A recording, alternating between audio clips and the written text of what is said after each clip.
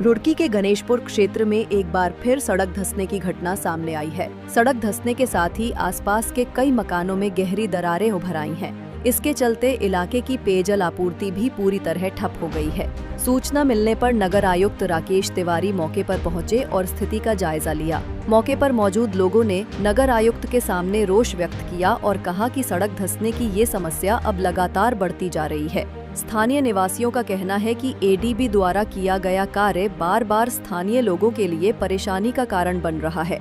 उनके घरों में लाखों रुपए का नुकसान हो रहा है और मकान गिरने का खतरा भी हमेशा बना रहता है कि कहीं उनके मकान गिर न जाए। क्षेत्रवासियों ने मुआवजे की मांग की है और स्थायी समाधान की अपील की है।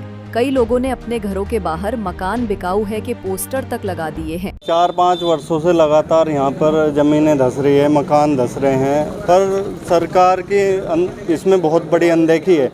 ना तो यहाँ हमारे विधायक जी देख रहे, विधायक जी ने मतलब उस दिन 3 महीने इस प्रकरण को हो गया, 3 महीने से रोड धंसी पड़ी।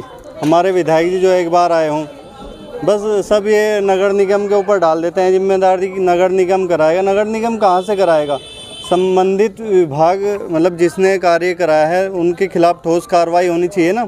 अब ये देखो, इनमें मकानों में दरारें आ चुकी, लोगों का काफ़ी नुकसान हो चुका है इसमें, और लोग बाग मकान बेचने को मजबूर हो चुके हैं। हमारा ये खुद का मकान है, हमने भी ये सेल करना निकाल दिया। क्या करेंगे ऐसे नरक में रह के?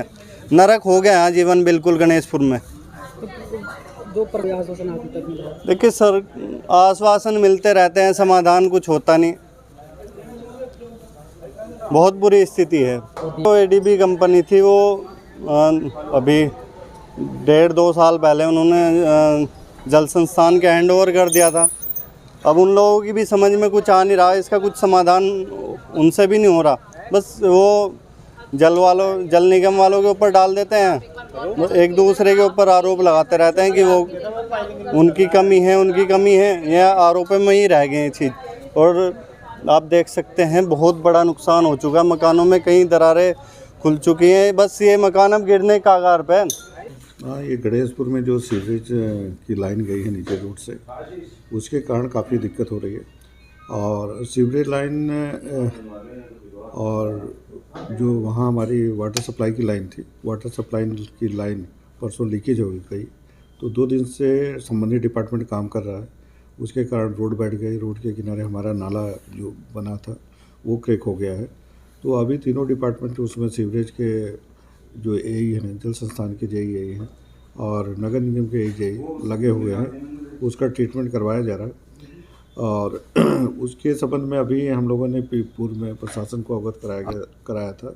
तो जॉइंट मजिस्ट्रेट साहब ने एक्सीएन इनका एडीबी और जल संस्थान को बुलाया था। उनके द्वारा कहा गया कि 1 सप्ताह के अंतर्गत हम उसमें जो भी रिपोर्ट है देंगे। अब जब रिपोर्ट आ जाती है तो उसमें हम परमानेंट उसके समाधान का कार्य करते हैं। अभी तो पूर्व में भी वहाँ रोड डैमेज हुई थी, तो डैमेज होने पर हमने मलबा वगैरह डलवाया था और एक काम चलाऊ व्यवस्था कर दी थी। लेकिन ये बार बार चूँकि रोड बैठ रही है, यहाँ भी बैठ रही है और डीएबी रोड पे भी बैठ रही है, तो मुख्य कारण तो जो सीवरेज की लाइन है उसके कारण हो रहा है। और उससे जो लीकेज होते हैं, मिट्टी धंसती है, फिर वहाँ जो जल संस्थान की लाइन है उनके भी लीकेज हो जाते हैं, डैमेज हो जाती हैं, फिर हमारे नाले वगैरह डैमेज हो जाते हैं। उसके कारण समस्या हो रही है। और आसपास के जो मकान हैं उसमें दरारें भी आ गई हैं। तो हमने विजिट किया था, उस रोड का भी विजिट किया और जो मकान हैं उसके भी। तो अभी हम जो वहाँ उपस्थित हमारे तीनों विभागों के लोग थे उनसे कहे कि ज्वाइंट रिपोर्ट दें, ताकि उसको सक्षम अधिकारी को, जैसे जिला अधिकारी महोदय को, जॉइंट साहब को भेजा जा सके और उसमें फर्दर कार्रवाई की जा सके। अब देखना ये होगा कि इस समस्या से लोगों को कब तक निजात मिल पाती है, या ऐसे ही सड़कें धंसती रहेगी और मकान में दरारें आती रहेगी। यूके टाइम्स टीवी के लिए रुड़की से ब्यूरो रिपोर्ट।